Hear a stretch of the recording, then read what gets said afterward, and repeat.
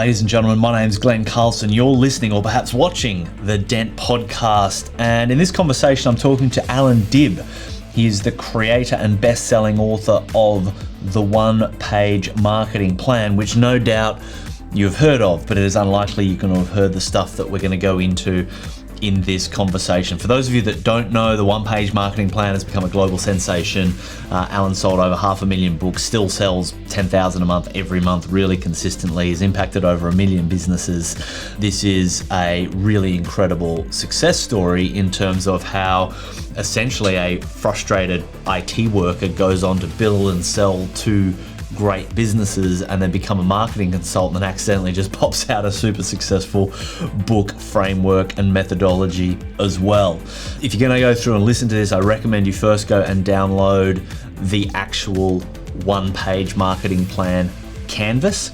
So go to Succeswise.com, and we also talk about the Score app tool that we use and advocate and love and own, which is all about building custom quizzes, which helps for the segmenting of the databases and what have you. So when he talks about that, if you want to access that, just go to getscoreapp.com. That's getscoreapp.com, and that particular URL will activate an extra trial. So instead of it being a 14-day trial, you have access to a 30-day trial. And those will be the main tools that I think will help you get the most value from this conversation. We talk about all sorts of stuff. We talk about starting off with lead generation, like what are some of the basics and more advanced strategies and tactics around that, as well as what are some of the tools and technology he uses. We talk about some of the key strategies around positioning and differentiation.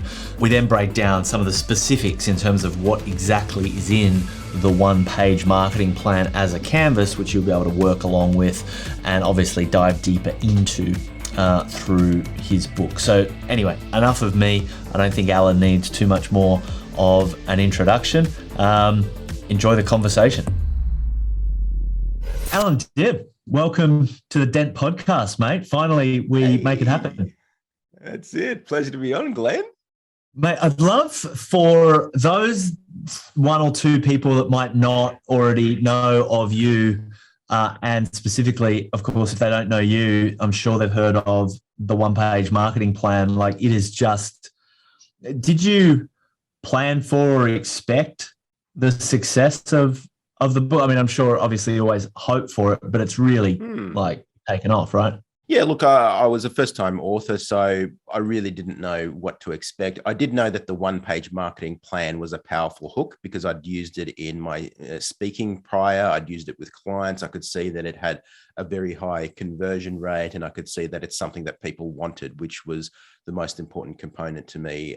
So the book is one thing, but having a good offer and having a good hook, I think, is absolutely critical. So I knew it was a concept that would take flight. As to how well the book would do, I mean, I don't think anybody really ever knows, and certainly I didn't as a first-time author. And mate, we'll get into some more specifics around that. But for everybody listening to this is going to be a business owner or an entrepreneur at different stages of their development. So can you just, before we get in, I don't normally do this, right? But for someone like yourself, I'm like, what are the questions that are going to most effectively extract the best value for anyone listening to this? So I want to give a teaser of what I'm going to ask you so everyone can get that. So like a preview of what's to come. But then I want to kind of go back and just get a short summary of your entrepreneur journey so everyone's got a bit of context as to where this started and where this came from. But I want to ask you about, like, for a business owner, specifically small business, how to generate new leads and what are some of the tools and technology and traps that people get stuck in. Like, lead generation is always such a rich and desired topic. I want to get into authority positioning. What's your recommendations? Obviously, it's a lot of what we do as well. I love a different perspective and a different take. What's the difference between marketing versus positioning, and how should a small business really think about marketing themselves? How to stand out, right? How to really differentiate oneself from the competition and the content, because you can have great marketing, but if you're not kind of cutting through the noise with that messaging or, whatever. what is the one-page marketing plan? Again, so like it's to be able to actually unpack that a little bit, and some advice for people around small budgets. So if people have only got a small amount to spend, and I'd love to try and get in as much as possible, like what are the tools? What are the technology? What are your favorite killer apps that you're using in as many of those sections as possible? And I think that'd be a good place to start. Does that feel like your wheelhouse? I love it. Let's do it. Sounds exciting. Cool. So talk to me about the backstory, mate. What's the what was Allan Dib doing prior to the one-page marketing plan? Obviously, you're using it within consulting and speaking and what have you, but where did this kind of marketer, teacher, commentator, and then eventually author come from? Yeah, it didn't come from where you'd think. I really started my business career as a dead broke IT geek. I was good at the IT stuff, kind of very typical Michael Gerber E-Myth story technician. Really good at what I was doing, had no clue on how to get clients, had no clue on how to build systems. I started the business as Michael Gerber says, with an entrepreneurial seizure, right? So I think, hey, why should I work for this guy? I know what I'm doing. I know how to do computer systems. I know how to do IT and all of that. Why don't I work for myself? And so that's really where it all started. And so a few years in, normal sort of frustration, plateau. The current clients I've got really love what I'm doing, but I've just not got enough of them. And, I'm thinking to myself, I'm frustrated. I'm like, I'm a smart guy. I know what to do in terms of the technical stuff. Clients love what I'm doing. I'm always learning the new technologies and things like that, and doing more and more personal development, but I just can't get ahead. There's too many bills at the end of the month, right? So, and that was just a struggle for me. And so that took me on a decade-long journey to really learn marketing. And so I did it the hard, difficult, expensive way, which is through trial and error.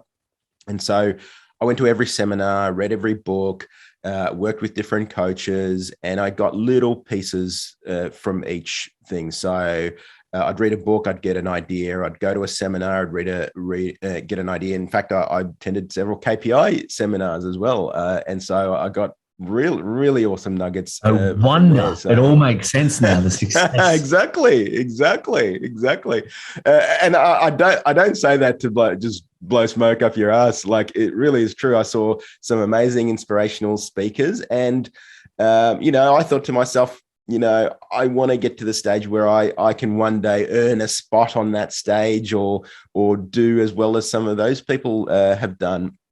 And it wasn't just yourself, but there were many other seminars, many other events I attended. But the thing that I struggled with is there was nothing that took me from, nothing that I knew of, at least, nothing that took me from zero to understanding marketing at a reasonable level. I got value from every single seminar, I got value from every little book, but it was like little pieces of the jigsaw puzzle. There was nothing holistic that I could see. And so anyway, long story short, I ended up growing that business really well. I ended up exiting it for more money than I'd ever seen. I started another startup in the tech space, in the telecommunications space. That grew very rapidly, and I ended up exiting that. And so after that is when I started my consulting career, because people would ask me, what did I do to grow my business so rapidly, asking me for marketing tips and so on. And so that's where I started the consulting practice. And one of the first things I wanted people to do as part of our marketing consulting practice was put together a marketing plan, right? If you're in unknown territory, the best thing you can have is a map, and in the context of marketing, that's a marketing plan. And so I got a lot of pushback, too difficult, don't know where to start, need to hire a consultant, don't know what to do, all of that sort of thing. And that's where I came up with the process that became the one-page marketing plan. So I came up with a process and a canvas that, in literally a single page, maybe 20 to 30 minutes guided, I could take someone from not knowing anything about marketing to having a comprehensive marketing plan. And so, we'd cover things like target market, messaging, positioning, all of those sorts of things. And so that got great compliance and great results for my clients. And so the concept became the book, and the book became the certification, and became the course, and everything else that we have in our ecosystem right now. Brilliant, mate. And look, straight up, how can people get the book? Yeah, so the book is wherever books are sold, on Amazon. It's very popular on audio format and on Audible and every other format, paperback, and it's coming out in video books form in a few months too. So that'll be exciting. Talk to me about a video book. Video book, yeah. Look, it's a new concept. It's a company called Let's Video Books, where they literally spend like $100K to professionally produce like almost like a movie of your book or a documentary of your book. So I don't know how well it's going to do, but looks an interesting format. And some of the other authors I know, like Mike Michalowicz and a few others have done it. So I'm going to give it a go. And so what, they put in $100,000 and take obviously a decent chunk of, the action on that media piece? So it's very similar to a traditionally published book deal. So they pay you in advance and they take all the production risk and cost and all of that sort of thing. And then you make a small royalty. So for me, it's not about the royalty or whatever. I'm just interested in seeing the book in a completely different format, which I think will be cool. Brilliant. And for the business minded, can you explain your business model now? Because obviously you've got in KPI land, we call it an ascending transaction model. Other people think of it as a marketing funnel, but also, I mean, it goes all the way through to now you're doing like advanced accreditations for marketers to be able to work with this all around the world. This is a big deal. And it's not just for, well, actually, let me ask you the question. Who are you finding is the optimum beneficiary of this tool? Small business, big enterprise. Where's your sweet spot? Yeah, so we've got three major segments. So we've got people who are kind of like in startup land. They're just launching a business, or they're or solopreneurs. So we've got a few solutions for them. Then we've got people who are running mature businesses, usually $1 million plus, $1 million to $20 million. They're usually in what I call sort of normal businesses, right? Chiropractor, dentist, lawyer, doctor, whatever it is. They're usually not kind of like very high tech Silicon Valley businesses or anything like that. Although we do have a few of those, but mostly we're working with normal kind of in quote marks businesses. And the third segment is people who are or want to be coaches, consultants, authors, so on and so forth, thought leaders essentially. So people who are wanting to become a coach or consultant, want to run a 6 or 7 figure coaching or consulting practice. And so we show them how we've built ours, the tools that we use, all the best practices, all of those sorts of things. So they're really the three major segments of people we deal with on a daily basis. And if someone had an unlimited budget to be able to work with you, what would be the different stuff they could buy? If they're just like, Allan, I want to spend, a couple of years and go through everything you've got. What's the product mix look like? So it's really quite simple. And this is something that we put a lot of thought into, because we didn't want to be kind of like a million products and all this kind of mishmash of things. Really, we only offer 4 products. So there's our course, which is a once-off DIY. I want to go through the one-page marketing plan at a high level. We've got our membership and group coaching. So, hey, I want coaching, but I'm happy with a group kind of experience. And then really our flagship product is our one-on-one coaching. So we've spent a lot of time to build out a really powerful one-on-one coaching program. So you would work one-on-one with one of our coaches. And that's really for most of the people who want to either level up their marketing, they've got a small business and they really want to level up, or they're a coach consultant, they want to really level up. And then finally is our certification program. And that's for someone who's a thought leader, a marketer, or wants to add marketing to some of their consulting services. And so you can get certified in the one-page marketing plan methodology and add that to the mix of products and services you sell. So very, very simple. They're 4 pillars of the business. And they're highly complementary, but they generally tend to attract different target markets. And if people want to and can afford to, of course, can they work with you? most of the time, I'm not taking on any one-on-one coaching. I run the certification program, so that's probably the best way to get time with me. Outside of that, I'll be honest, most of our coaches are better than me in terms of they're more specialized, right? So no one person can just know everything. And so we've got subject matter experts. So if you want a social media expert, our coach who's an expert in social media will jump in.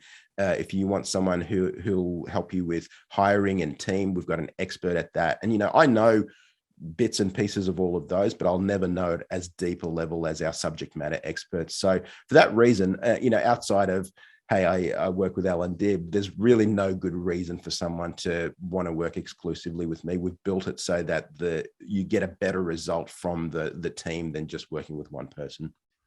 What's your geographic spread? I mean, you're in the North Shore of Sydney? No, where are you based? I'm in Melbourne on the Mornington Peninsula. Mornington Peninsula. Yeah. So from Melbourne, where are you spread geographically? Because I know you're not just talking to Aussies. Yeah, I think we only have one client in Melbourne.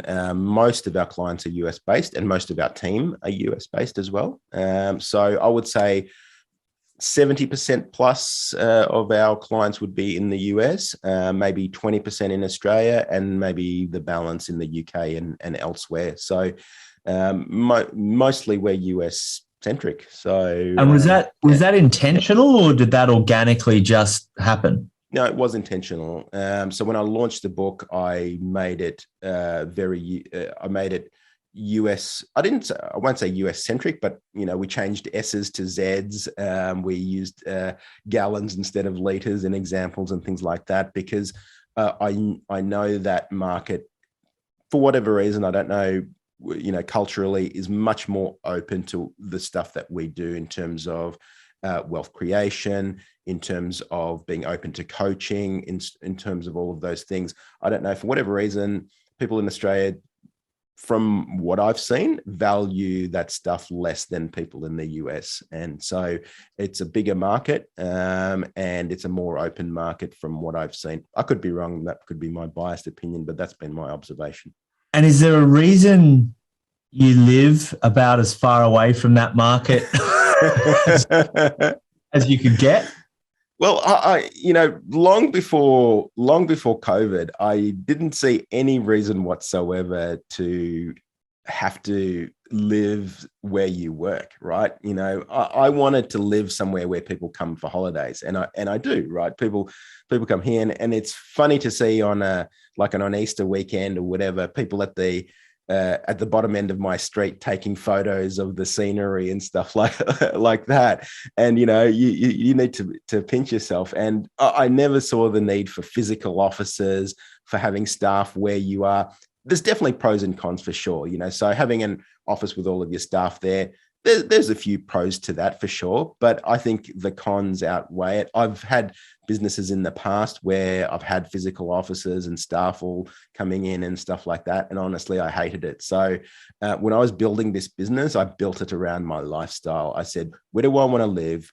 What do I want to wear every day? To me, what I was going to wear was going to be really important. I didn't want to wear a suit anymore. In my second business, I wore a suit all the time. I hated it. And I thought, I just want to wear shorts and a t-shirt. I want to live where people go for a holiday.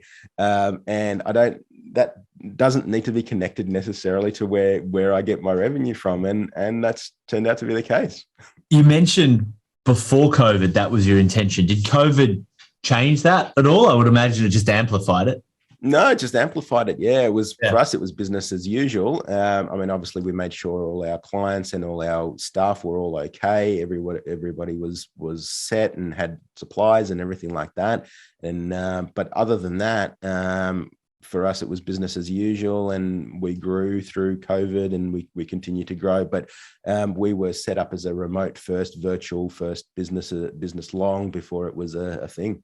And I suppose you actually helped quite a lot of your clients even convert to that as a result of... And even prior to COVID, we were helping clients convert to that because, at the time, that was like a like an revolutionary concept to a lot of clients. They're like, "What, you mean we can have staff that are not in our office?" Then, and that was like a major breakthrough for a lot of clients. And so we had helped position a lot of clients to be prepared. I mean, not that we ever knew what was coming, but we did it for logistical reasons, for cost reasons, for flexibility reasons, because the best talent is not always in your zip code or postcode. So often it's there are people who are very, very talented, who want to work in a flexible environment, in a remote.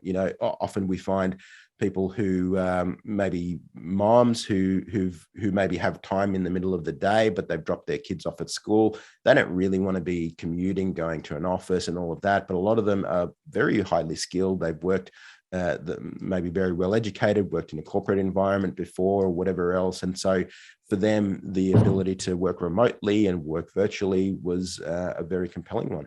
Love it. Mate, talk to me about it. We've put out a number of polls over the years, and consistently it comes back to lead gen, right? Like, how do I generate more leads? We just recently, last couple of years, started a business entirely focused on trying to solve that problem. And I know in the one-page marketing plan book, there's a big focus on that element as well. So for anyone out there asking a broad question around how do I generate more leads, how do you and your philosophies and your methodologies approach that problem? Yeah, so it all a lot of the problem starts when people think, hey, I've got this product, I've got this service, whatever it is, I butcher, baker, candlestick maker, whatever it is, and how do I sprinkle some marketing on top and find people to buy my stuff? And I think that's okay. So that's a place where a lot of people start. But one of the key things for good marketing is to do it backwards, to figure out, hey, what's a problem that I can solve, and who can I solve it for at a high level, and how can I give them an offer that's super, super powerful, that they will want? Because here's the thing, I think of marketing as fuel, right? And so we could be fueling something that's kind of a dud. And yes, if we put lots and lots of marketing behind it, lots of rocket fuel behind it, yes, we can get a bit of traction. But wouldn't it be better to take something that's already, that people already want, add fuel to the fire and really let that thing rip? And that's where it starts, is really having a powerful offer. And a powerful offer is the combination of a target market and a message. So something that someone really, really wants, something that's addressing a real need and a real problem that people have. So rather than trying to sell something that people don't necessarily want, or that we don't know people want, which is often the case, and then trying to push it with marketing, trying to essentially put lipstick on a pig, what we want to do is figure out, okay, who can we serve? What problem can we solve? And once we find that, our marketing is going to be so much easier, because then we're adding fuel to the fire. It's really going to be something that people actually want. So that's the first place I start, is, okay, let's start with your offer, which is essentially the combination of your target market and your messaging. So what's something that your target market desperately wants? So how does that work for, let's say there's a business that's doing, because that's great if you're a startup, right? If it's like, Sure. I've got all these skills and I can create anything I want, but what if they're already doing, say, $250,000 in revenue, between $250,000 and 1.5 million in revenue, in whatever currency, right? And so they're sitting there going, but I already have an offer, like we offer legal services. Perfect. Or we offer plumbing services, and it's Perfect. Like we can't really change that now. What I kind of heard you say, though, is that the offer is separate. It transcends your business or your current product, and it lives in the realm of who are we targeting and what's the message. Can you just kind of complete that thought? So if you're already selling $250,000 or $1 million worth of product or whatever it is, then you likely already have an offer that converts. You already have something that someone wants. And we know, I mean, there are some things that we know for a certainty people definitely need legal services, people definitely need plumbing services, all of those sorts of things, right? So there's a few things in business that we need to really think about. There's market risk, which is, hey, we've got this thing but we don't really know if there's a market for it. So it could be a new piece of software, SaaS or something like that. And so that's a market risk. And we've got to figure out, okay, is there a product to market fit? And that's where we've got to figure that out. In the case of something like legal services, plumbing or whatever, there's no market risk. We know for a fact that people need plumbing, people need legal services, all of that sort of thing. So then that's essentially execution risk. So how can we get rid of that execution risk and figure out, okay, who can we solve our biggest problem for? So now this is where we've got to start to really think through and niche things down. So I'm going to give you an example from my own life. So my wife, a while ago, she injured her knee, and she was in a lot of pain, and she was very upset by it and all of that sort of thing. And I saw firsthand the process that she went through to get better. Fortunately, she's all better and all of that. But she was on her iPad, and after seeing doctor after doctor, she started to Google knee specialist and the area that we live in. And so she wanted to see someone who specialized in knees. Now, a general chiropractor who does necks, who does backs, who does all of that probably could have helped her, but she's looking for the person who's putting their hand up and saying, I'm a knee specialist. I work all day on knees. I know how to fix a knee, or all of that sort of thing. And so your clients are the same, and you are probably the same. If you look at your Google search history, it's very likely you're looking for very specific stuff. You're probably not typing in doctor. You're probably typing in knee specialist and the place that you live in, or whatever problem that you want to solve. You're probably looking for very specific answers to problems that you've got. And so this is where we want to really niche down. So what is something within your space? So let's say it's legal or plumbing, that that you can really solve for someone at a level where you can make a really decent profit. So what's something that, and the way I like to triangulate is, what's an area that you really enjoy working in? Because we're in business for ourselves. We might as well enjoy it. We don't want to work for ourselves and hate what we're doing. So what's an area that you love working in? So if you're a lawyer, there may be 5 areas that you hate working in, and this one area you just love it. It's just, you're really good at it. You enjoy it. Clients really value what you do. They'll pay you a lot of money for what you do. So my triangulation goes like this. Is it something that you enjoy? Is it something that the market will pay you a lot of money for? And thirdly, is it highly profitable? So they're the 3 areas that will really help you nail down your niche. So you might do legal. So if you do legal, you might do wills and estates, or you might do corporate litigation, or you might do any number of areas. So what's something that you enjoy? What's something that your target market will pay you a lot of money for? And then what's something that is going to be highly profitable to you? And so that's an area that we want to start specializing in. And then comes our messaging. That's when we figure out who really needs this service, and then what's going to be a magnetic message that's going to attract them to that. So that's going to make our marketing so much more powerful, rather than saying lawyer and then listing a laundry list of services and products that you do. And then some of them you're good at, some of them you're okay at, and then you're essentially being all things to all people, rather than being specialized and someone who is looked at as an expert in that area. Yeah, it's interesting. I'm just thinking of one of our clients, Jeff Green. He was a traditional corporate lawyer, very highly paid, wanted to leave for lifestyle reasons to be able to spend time with his kids. And through it was on the KPI program, and it was like, well, similar sort of a concept, right? We've got to find your thing. And his thing was, like, in his whole career, like he could do legal in all these different areas. The area that he loved most was business exit, like crafting that deal. But he's like, oh God, but if they only knew what they were going to have to put together like a year or two earlier, right, they'd be able to. So anyway, he ended up writing the book, The Smart Business Exit, and creating a whole architecture around how to take businesses like before they're wanting to sell to be able to maximize their multiple. And that became the compelling offer, right? Is that I can increase the value of your business exit. Oh, and I'm 30 years in, M&A law. 30 years in law with some areas in M&A, etc.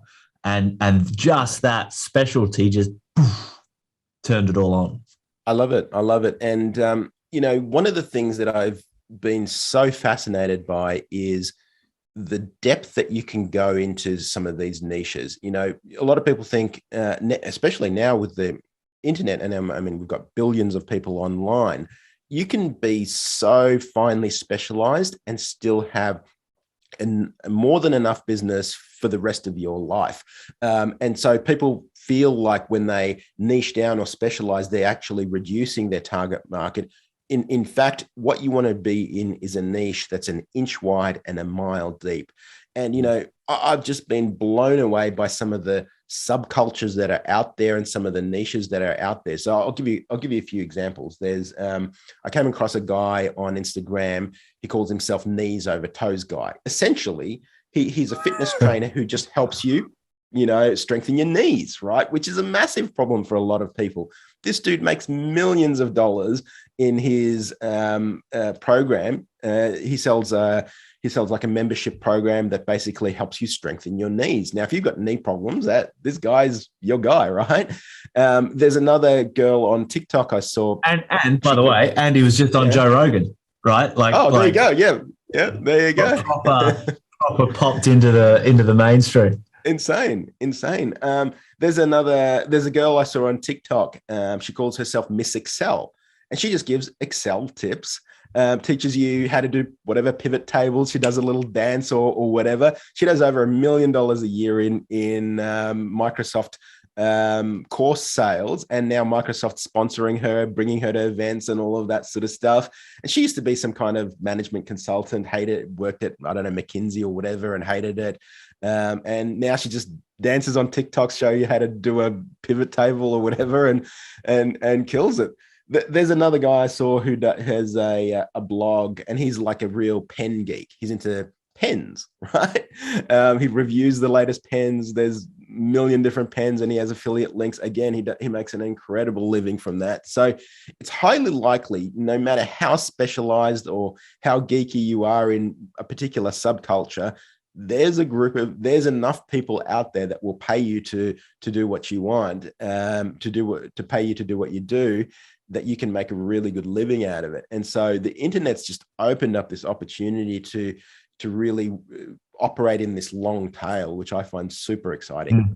And one of the things I think is important, because I'll shift gears in a sec off this topic onto the next one around positioning that I want to get your thoughts on. But often I find it's helpful for someone that already has an established business to not think about having to change everything they do.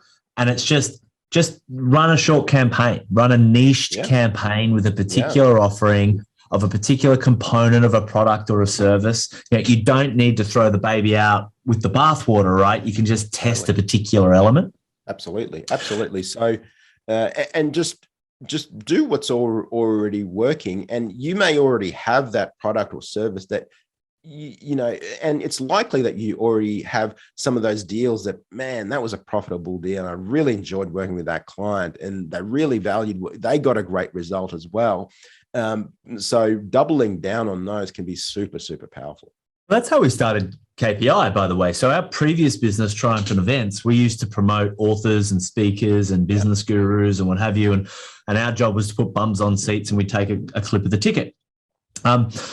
While great looking revenue, not a super profitable business, and certainly not a resilient business. It ended up getting wiped out in the GFC. But at the time, we're flying around the world, we're promoting some some speakers, some decent name speakers, and we were also helping these unknown speakers position themselves. And so we would have this methodology. They've got to have a great message. They've got to have some thought leadership. They've got to have a bunch of products they can sell. They've got to, if people Google them, good stuff has got to show up. They've got to be able to bring some partnerships and some big email databases to the table if we're going to work with them. So we had this criteria that we sort of developed in terms of what a good client looks like from a promoter's perspective. And then when the business wound itself up, we were kind of given the advice that well, entrepreneurs don't fail, they only learn. You've learned that you had a fragile business. What would you need to do to make it anti-fragile? And what's the hidden IP? What's the hidden specialty? And, you know, on the surface, we're like, oh, well, our specialty was running events and conferences and as promoters. And it's like, no, your specialty was understanding what the attention of the market is looking for. And it were these elements which eventually became pitch, publish, product, profile, partnerships, the core of, you know, the key person of influence book and our entire methodology that's become the most valuable piece of IP in our entire business. And so it's often really buried. And I would imagine you find that as well, putting your clients in the pressure cooker where it's like they test this little thing that they would otherwise ignore and wouldn't necessarily dream building a business out of, and all of a sudden it pops. Exactly. And I often tell clients, look, in a large part of coaching is someone external to the business looking in, because often you can't see the forest for the trees. So someone external looking in and saying, hey, that looks like something that's really, really valuable, and maybe it's unusual, or maybe it's a different way that you're doing things. The other thing is that I've had done really successfully with some of my clients is cross-pollinate from different industries. So a lot of people are so insular in terms of their industry. So we had a legal client where, and you know, most legal people just fraternize with other legal people, right? So the industry is so insular, and so everybody builds the same way, everybody markets the same way, everybody operates the same way. And so we were able to help them cross-pollinate with some of the stuff from the IT industry and change from billing per hour or per day model to go to like a managed services approach, where we say, hey, how about we offer our legal services, but we actually we offer it just on a monthly basis. So on a monthly basis, we're going to solve this legal problem for you rather than billing you per hour per day. Now, I think that started to gain traction a bit now, but at the time that was like a revolutionary, and to my client, it felt like something very risky, very out of the box, something that they had never considered or would never consider. And we gave it a try, and it was made their business hugely more profitable, because now their incentives aligned with the client's incentive. Because if you're billing hourly, your incentives don't align with your client's incentives, because your incentive is to bill more and your client's incentive is to get billed less, right? And so you have conflicting incentives. Whereas if you provide a service and you solve a problem, now you're for a monthly fee, now your incentive is to make sure that either problems don't occur, or if they do occur, you solve them the most efficient way possible. And that aligns with your clients' incentives as well. Like they don't want problems to occur. And if a problem does occur, they want it solved as quickly and efficiently as possible. So we cross-pollinated what was happening in the IT industry with the legal industry. And that was super powerful as well. So sometimes having someone from the outside looking in can be really, really powerful. From the perspective of like, okay, let's say the next sort of question that brings up for me at least is around positioning, and this sort of maps to the architecture around your book as well. When I say the word authority positioning, where do you go? Well, where I go is I think the medical space do this really, really well, right? So when I got referred to an ear, nose, throat doctor a while ago, and so I can't just show up and buy from this doctor if I want to. I can just show up. Hey, I want to go see the ear. No, I need a referral, right? And so someone has to refer me to go see her. And then I can't, even with that referral, I can't just show up. I've got to book an appointment, and I've got to book an appointment months in advance. And then I finally show up, and then I'm waiting for an hour, even though I'm showed up on time. Everything's designed to optimize her time. Everything is designed to make sure that I'm there on her schedule, on her say so. She examines me, charges me an insane amount of money, prescribes a medication. She didn't give me an option. She didn't say, do you want this medication, that medication, or that one? No, she goes, this is the one that you've got to take. Here's a prescription, go. And so to me, I think the medical space has done this really, really well. So this is what you really want in your business. You want people who get referred to you, who you filter out, who, hey, yes, I want to work with you. No, I don't want to work with you.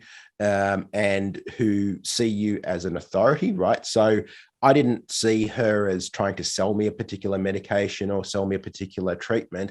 I was grateful to see her. I wanted my problem solved. I saw her as an expert. And so that sort of positioning in a normal type of business is absolutely possible. You've just got to align things right. You've got to figure out what you specialize in. You've got to put in some of these features in place. And I think what you guys offer, I think, is really, really powerful. I think a book is a super powerful positioning tool.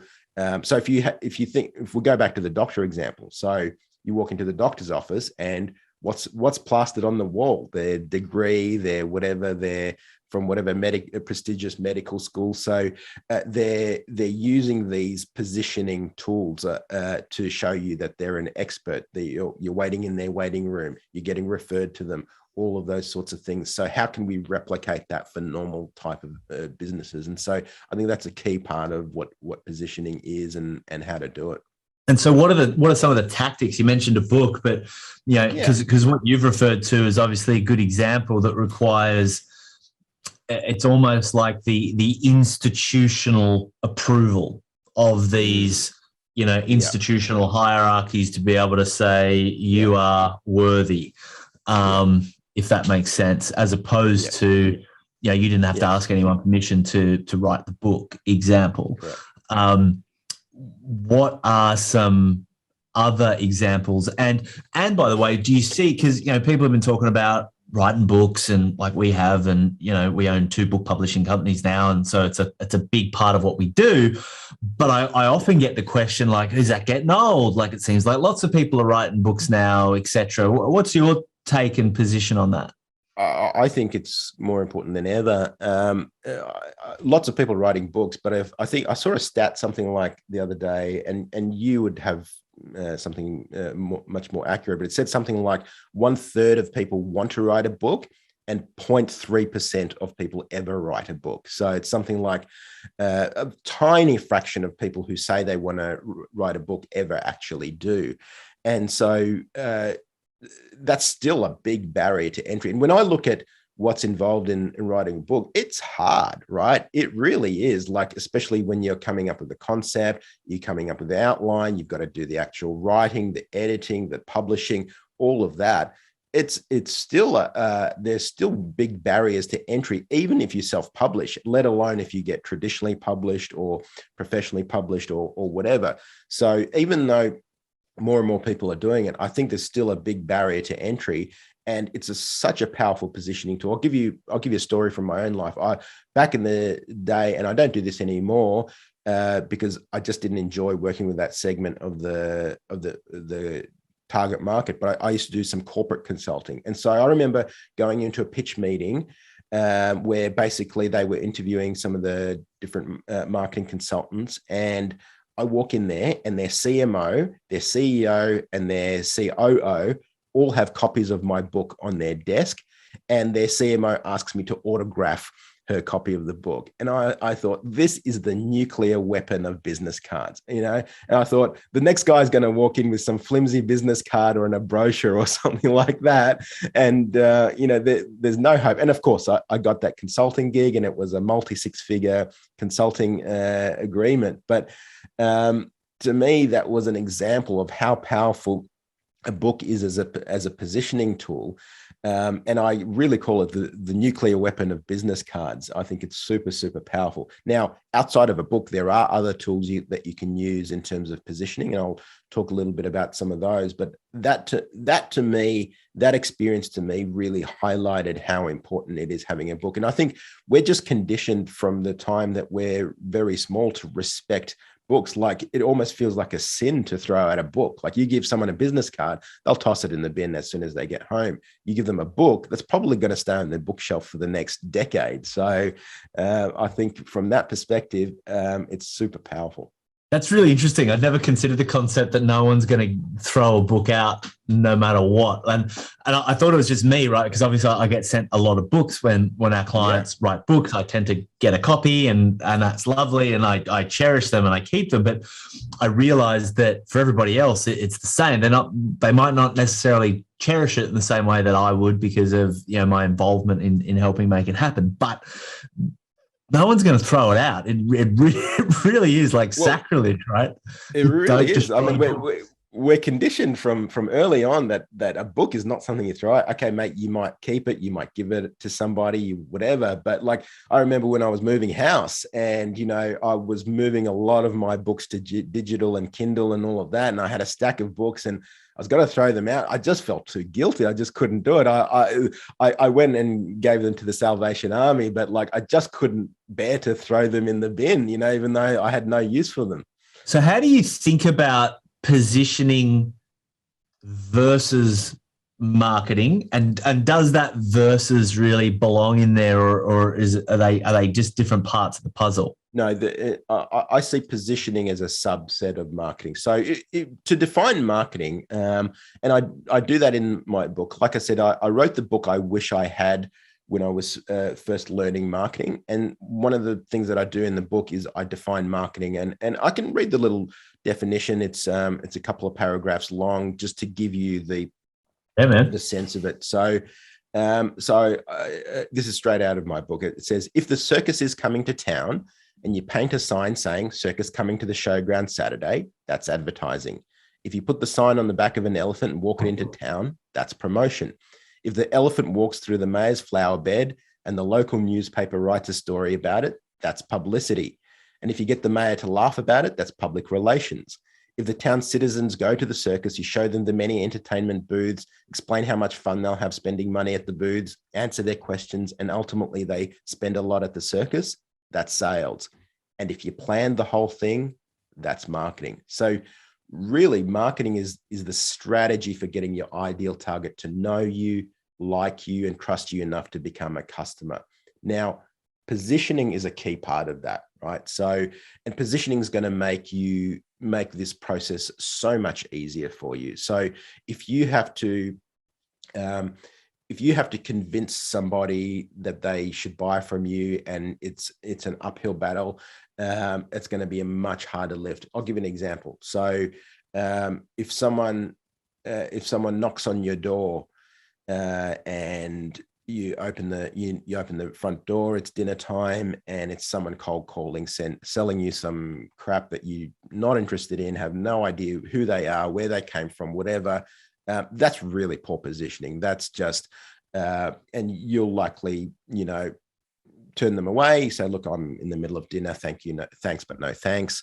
You may not even say it in such a polite manner. But if somebody knocks on the door and you open that door and it's a long lost friend, it's a friend who you haven't seen in a while and you've had great times with in the past, and you would say, hey, come in, we're just putting dinner on, come join us. Very, very different. Same kind of interaction, but very, very different, because that friend has value in your life. There's emotion attached to it. There's memories attached to it. There's value attached to it. Whereas that other person just wanted to take from you. You have no idea who they are, where they came from, what they're offering, anything like that.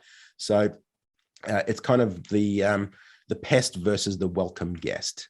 So you want to be that welcome guest. You don't want to be the pest. One of the things that I find is helpful for people to get is also, it's often less about you, right? So you're no different, before you've written the book and after you've written the book, or done any of these other things, won awards, been featured in the media, speaking at events, all this different stuff you can do. And it's like, who or what could you associate yourself with? So if I was to walk in a room with just me into a room of, billionaire entrepreneurs, well and truly out of my league, and it's like, hey guys, let's do some business together. It's going to be like crickets and they're just going to get on with it. But if I walk in with Richard Branson and Branson's like, oh my God, that was the best business idea ever. Hey, everyone, right? Yeah. This guy is the guy you got to work with somehow. Make sure you chat with him. But that's positioning. I'm still Glenn, but Branson's now sprinkled his fairy dust over me because everyone in that room has an association that, okay, Branson's already built his value, his credibility, his authority, what have you, and that can be sprinkled. People already see authors as being more credible than non-authors. People already see people that speak on stage in front of large audiences as being more credible than people that don't. People that are award winners are more credible than people that aren't. Et cetera, et cetera. There are all these things. So it's like, okay, you don't have to change. You just need to accumulate some of these trappings or assets or things around you that people see as valuable, and all that gets transferred to you. Because after all, we're just a meat suit on this planet for a little while. But it's like, what do people see as valuable and credible and as a symbol of authority? And how do we acquire it and accumulate it, right? Yeah, and it's a lot of what happens before anyone interacts with you, and the things that surround you exactly as you mentioned. I was speaking to a prospect recently, and they were like, "Oh wow, I can't believe I'm speaking to you, Allan. I read your book, this and that, and it was so awesome. I can't believe I'm actually talking to you, and all of this sort of stuff." And I said, we were talking about positioning, and I said, wouldn't this call have been completely different had I cold called you and said, "Hey, Glenn, this is Allan. I'm from Succeswise. What we do is blah, blah, blah." You'd probably just hang up the call. You'd say, "Hey, stop, where'd you get my number? Stop bothering me." Whereas now we're on the same call, but you're grateful to be on this call, and you're having a good time, and you want to really understand how we can work together and all of that. So it can be same end result, but very, very different in terms of how we get there. And so, and another example is really from my own business. Every day I get to open my email inbox, and there are opportunities in there. Someone wants me to speak, or someone wants me to appear on their podcast, or someone wants to buy one of the programs or whatever. And that's because we've got these assets in place. It's because we've got some of this positioning. Whereas if I had to wake up every morning and make 20 cold calls, I would hate my life. And, that would be something that I wouldn't want to do in any circumstance. Yeah, it's like the work required to make that positioning happen and credible and great is way easier than the misery required to succeed in any other way, right? Yes. Just through that brute force grind. And that's exactly right. That's exactly right. In the absence of good positioning, you do need that brute force. And yes, you can hustle your way, and you can push, and you can kind of push that boulder uphill, and it is possible. But hey, why not do it the easy way? Why not do it in a way that's more pleasurable? Why not do it in a way where you have people coming to you and asking you to work for you?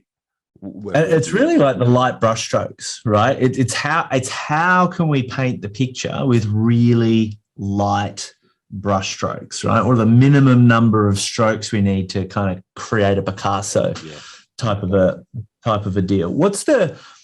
Correct me if I'm wrong, but I think you have a differentiation between positioning, which obviously we've just been speaking about, and differentiation, and actually standing out and being really making the competition irrelevant. Do you see a distinction between those, or is it semantics? They're very interrelated. Where I see the critical part of differentiation is, how can you be slightly different from what other people are doing, and so have your individual twist. And a lot of people kind of get really stuck here. They're like, hey, I just offer a commodity product or commodity service or whatever. My stuff isn't really different. And so the product doesn't really have to be different. Very few of us are going to ever invent something brand new that nobody has ever done. Maybe a Steve Jobs or an Elon Musk might create something that's just brand new, innovative. Most of us probably never will. But it's putting your unique little twist on it. And so it could be the way it's priced. It could be the way it's packaged. It could be the way it's delivered. An example I give is Dollar Shave Club. It's not so big in Australia, but it was quite big in the US. And all it is just commodity shavers, same as you'd buy in Walmart or Kmart or Target or wherever they sell shavers. And so they're made in the same factory, same thing, but they started selling them as a subscription service, which was unique at the time. And so that created $1 billion worth of value. They sold that business to Unilever for $1 billion, zero differentiation in the actual product. So it was just the way it was sold. So can you put your unique twist? That example that I gave earlier that we worked with our client, we took a billing process that we used in the IT industry, we applied it to the legal industry. So that was quite unique at the time. So can you do something that's a slight twist on what you do, how you deliver it, how you package it, how you present it, any of those sorts of things, just so that you can be slightly different and use that as a point of differentiation in your marketing? And I'm going to get you to go through broadly what's in the one-page marketing plan in just a sec so people get it. Sure. One of our specialty, I suppose, as you well know, is, for solving the how do you stand out, how do you differentiate, how to position yourself, etc. A lot of it comes down for us to personal brand, right? It's be the founder leading from the front. There are some people that are just allergic to that idea in general. To what degree does everything you do at Succeswise, the one-page marketing plan, architecture, framework, strategy, etc., rely on that, versus to what degree is it perfectly applicable to someone who absolutely wants to remain anonymous? I think it's equally applicable to both. And I think there's a spectrum. You can say, look, I never want to be on camera. I never want to write anything under my own name or whatever, versus, hey, I want to be the center of the universe. I want this whole thing revolving around me. Then the name of the business is me and all of that. I think you can choose where you want to be on that spectrum. Now, I think more and more it is important to be closer to the point where you are showing up. And so it comes back down to, what do you actually want? Remember when I was talking in the beginning, when I was building this business, I was building it around my lifestyle. And I started with where do I want to live? What do I want to wear on a daily basis? What do I want the clients to look like that I work with? How do I want my revenue streams? All of those sorts of things, I built those intentionally. So, and I see that often people are not intentional enough. They're doing what they're doing because that's what happens in their industry or whatever. So do you want to work remotely? Do you want to work in an office? Do you want to be in the same country as your clients? Do you want to show up on camera and on social media? And do you want to be the one who writes the book or whatever? Or do you want to be more behind the scenes? Or there is no right or wrong answer. There are different levers that we can pull. So if you want to be completely behind the scenes, that's fine. There are some levers that we can pull to achieve that. Or if you want to be front and center, great. We can leverage that and use that to build authority and assets and do that. So there are multiple ways to skin the cat, and there are multiple ways to be right. So there is not necessarily a single right answer, and there are going to be pros and cons to both. So I think in terms of what we did for our business, I wanted the one-page marketing plan to be front and center, to be the hero. I didn't want this business to be completely centric on me, even though I am kind of the front man. I show up on the podcast, I do the speaking, all of that sort of thing. I think it would be relatively easy to pull me out of the mix. I just enjoy it. You couldn't stop me if you tried, right? So I love showing up on a podcast like this. I love speaking to my audience. I love being there on social media, but it's not, I don't think this business is centric on me. Most of the delivery of all the products and services, the coaching, the membership, it's mostly delivered by my team. And if anything, they probably want to see less of me than more of me. It's often a revelation for people, certainly in my world, when they realize that, oh, you can be the personal brand like yourself that is the evangelist, but have very little to do with the actual delivery mechanism. I mean, you've got to build it, develop it, design it, quality control it, make sure it's actually delivering on its promises in a way that's remarkable, and tick, tick, tick, tick, tick. And that takes work, effort, experience, knowledge, mentoring, all that sort of stuff. But often people think, oh, if I build my personal brand, I get bottlenecked and have to be in the business. Well, it's like, actually, no, because typically the things that build a personal brand require very little actual personal time in terms of showing up. It's it's an hour and a half, 2 hour podcast. It's a speaking gig. It's a couple of videos here and there, but then they are, continually perpetuating that value indefinitely out in the world, as opposed to the reverse, which is one-to-one sales or brute force type stuff. It's like you're only getting a return from that particular hour of work or effort. Totally. And like I said, look, some people are just like insistent. I don't ever want to be on camera. I don't want to be the front person or whatever. They have their reasons, and that's fine. Look, there are ways to still build a brand doing that. I suspect it's going to be a harder road. And there's going to be a lot more systems required, a lot more tools and things that are going to be required, but it's absolutely possible. What's in the one-page marketing plan? Like, what is it? If we break up the one, if you want to download the one-page marketing plan canvas, you can just at successwise.com. But essentially, it's a single page divided up into 9 squares, and the 9 squares are there to take you from someone never knowing that you exist, to someone buying from you, to someone becoming a raving fan and buying from you and referring to you repeatedly. So there are 9 steps, starting with selecting your target market. Then we work on your messaging. We want a magnetic messaging that someone will be attracted to. Then we bridge that messaging and that target market with your media. So what media are you going to use to reach people? Then we move into lead capture, lead nurturing, and then sales conversion. A lot of people believe marketing ends at sales conversion, right? We've got the sale, that's it, marketing's done. And I think this is where the sophisticated marketing really understands that most of the money is made after the sale. So that's about creating a wow experience, really delighting the customer, creating people who are raving fans.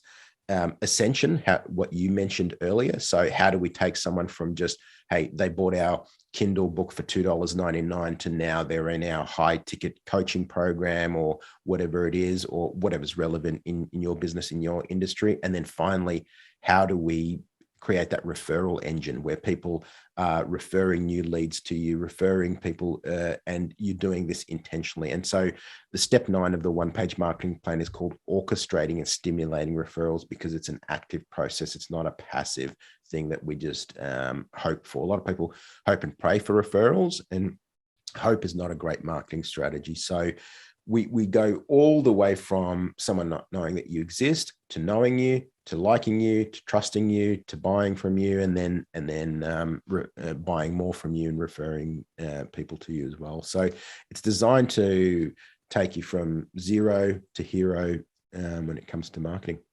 I love it. And it's a great book. And I just, on that hope thing, I've heard it said that hope is what you resort to when you've run out of everything else. Yes, indeed.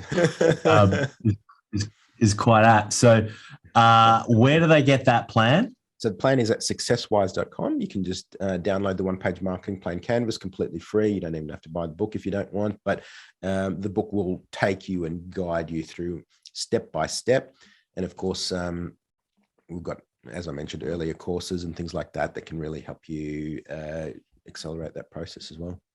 And for people that might be thinking, this all sounds great, but I don't have really a great deal of margin, revenue's tight, I don't have a lot of cash to go spending on advertising maybe, or just in general, I don't have a budget. If that's some kind of an objection or a bottleneck, what would you say to that?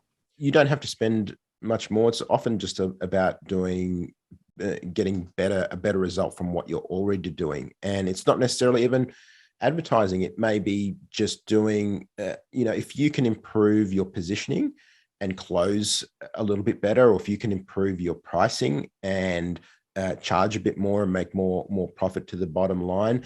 I mean, these are small levers that can have an exponential effect. So can we do more with what you're already doing? Can we do it a little bit better? Maybe take one or two ideas that can help you improve what you're already doing. So you don't have to necessarily spend more. And I think if you get a result and you do better from what you're already doing, you'll want to spend more. You'll say, oh, cool. Well, how do I take some of those profits and turn those into a better result? So it's about getting the most from what you've already got. And what I find really interesting is for a lot of the businesses we talk to, the difference between an extra 10% in profit would be really significant, right? Every single year. Like just that's often the difference between, I'm stable and making money versus like, I'm going backwards. Like we often come across people that have hit that plateau and they're bumping on that. We're doing revenue, but we're breaking even, etc. An extra 10% profit margin would be like that breathing space. And the thing I love about your 9 boxes is if all people do is improve each of those areas using the systems and strategies in the book by 1%, that doesn't equal a 9% improvement, because the first 1% improves the volume, improves the output, that you then improve the second box by 1%, that improves the third box, etc. So you end up by just improving each of those 9 boxes by 1% by like a 20 to 30% uplift. And so there's really light brushstrokes you can make when intentional on the levers that you're going to pull. Absolutely. Like, if we maybe improve our positioning, so we can now say that we're specialized, we can increase price a little bit. If we improve our copy where we're converting a bit better, we're now improving our conversion rate. If we're upselling maybe something that's going to enhance the product or service that we're doing, again, that's improving our lifetime value. If we maybe add a recurring revenue model to what we're doing, that can have massive effects. So every one of those ideas can be a game changer for your business, but in combination, I've just seen it where it has exponential effects and it can absolutely transform a business. Mate, is there any tools, tech, killer apps that you're using that you recommend your clients use, that you recommend in the book that you couldn't do without? Yeah, look, I think at the center of any marketing strategy is your CRM system. I think that's become an essential. We need a place a database where we can collect leads, categorize them, tag them, keep in touch with them, so we can email or do postal mail or whatever's relevant in your industry, SMS. So you need a CRM system. And, people always ask, what's the best CRM system or whatever? The best CRM system is the CRM system you'll actually use. So, if there's one that you like, that you'll actually use, and there are different industry specific ones as well. There's some in the medical space, there's some in the financial space that have regulatory requirements or whatever. So you may have to use a particular one. But honestly, it's kind of irrelevant which one there. And there are a few good ones that I've worked with clients over the years. But really, we want a place that we can collect the leads, where we can essentially collect leads, tag them, segment them, so that we can send relevant messages, right? Because you don't want to be sending just a general irrelevant message to a whole bunch of people. So that's how you get people unsubscribe or stop paying attention or get moved to spam folder or whatever else.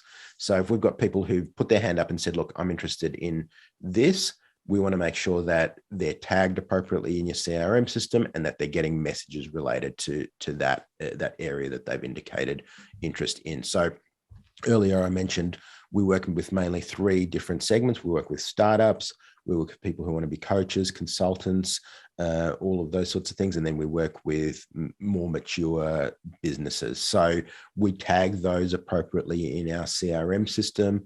And so we send relevant messages. So I don't want to bother my people who are maybe just running a normal legal business or a financial planning business, telling them, hey, we've got certification, come get certified as a coach or consultant, because that's an irrelevant message for them. It's just going to bother them, annoy them, and probably get them to unsubscribe or stop paying attention. So we want people who've put their hand up and they've said, hey, I'm interested in becoming a coach, consultant, whatever. They're the ones who are going to get that relevant message. So, and then the obvious question that people ask is, well, how do we segment them? How do we get them to show us that they are in that segment or whatever? And the most obvious way is self-selection, where they've indicated either through the website or through a tool like you've got a great tool that I personally use. It's called Score App, where people go through a quiz and where they answer a bunch of questions and they essentially put their hand up and say, hey, I'm relevant for this bucket. And so I think that's a powerful way of doing it, where you can take people through a process where they self-select. I saw this done recently very well at a fitness on a fitness website where the first question is, hey, are you male or female? Everybody, okay, I choose male. Are you this tall or that tall? Okay, that tall. How much do you weigh? And then the key segmentation came up is, hey, I need to lose a serious amount of fat, or hey, no, I'm good with fat, but I really need to build muscle. Or the third one was, I don't know, I'm skinny fat or whatever.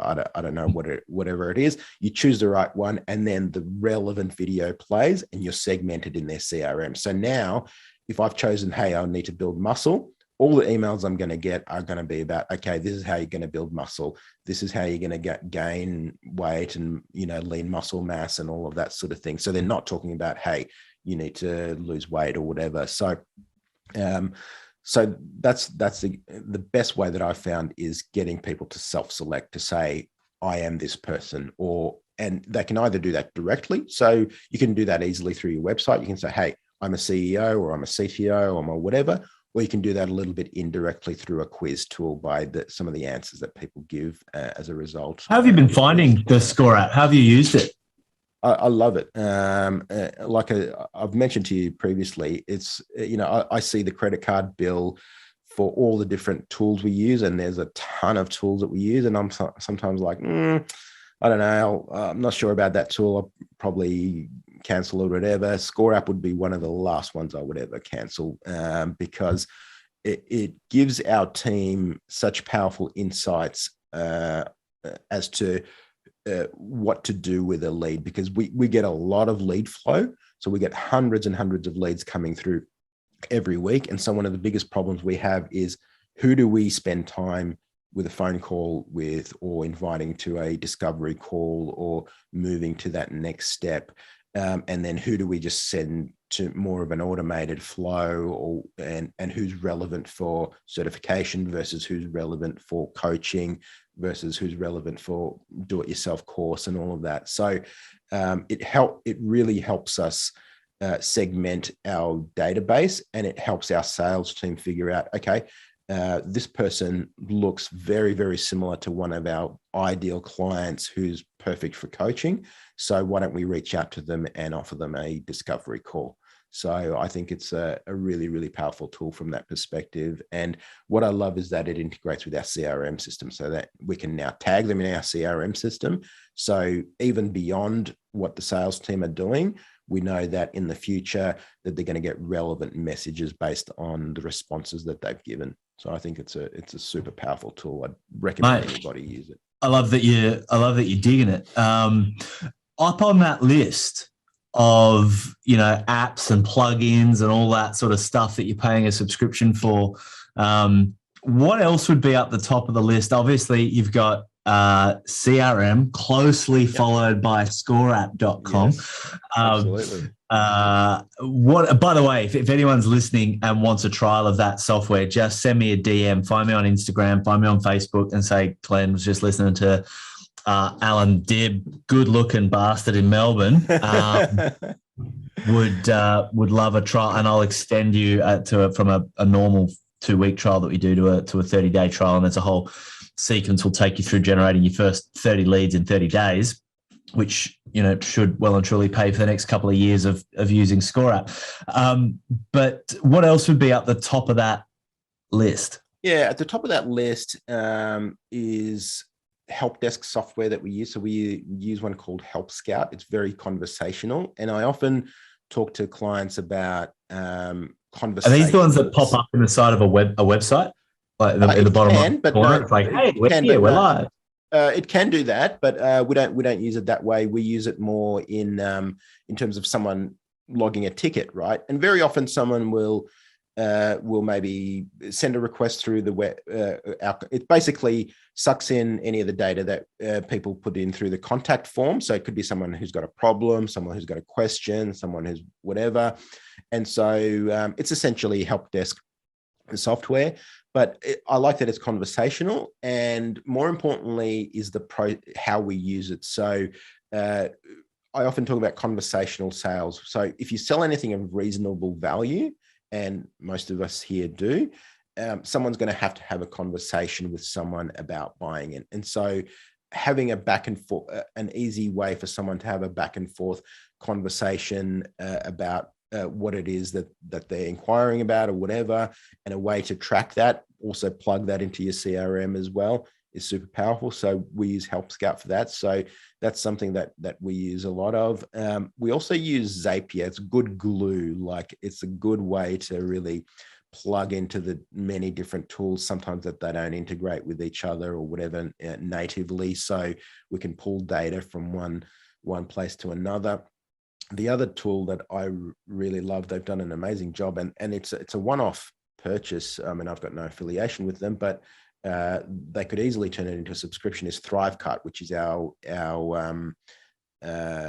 shopping cart tool. So it's basically the tool that takes all the payments. So it's got really good reporting. It pulls data. It plugs into Stripe. It plugs into PayPal. Plugs into our CRM system.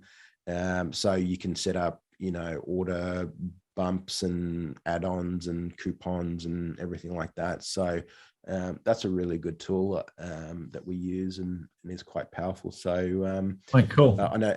Yeah. Quick thought.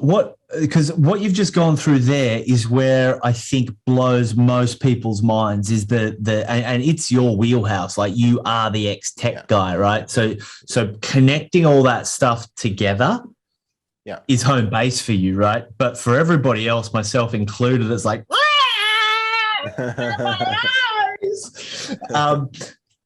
with working with so many people, and with your mission being specifically around marketing, and let's get it out there, that's going to require them to bring a bunch of this stuff together eventually. What's your advice to people that feel overwhelmed by that? And part of the notion of going deeper into the marketing rabbit hole, they're not allergic so much to the messaging or the positioning, that it's the technology that gets them. What's your solve? Look, it's 100%. It's 100% true that marketing's got a lot more technical. And even though I am the tech guy, I'm not the tech guy in our business.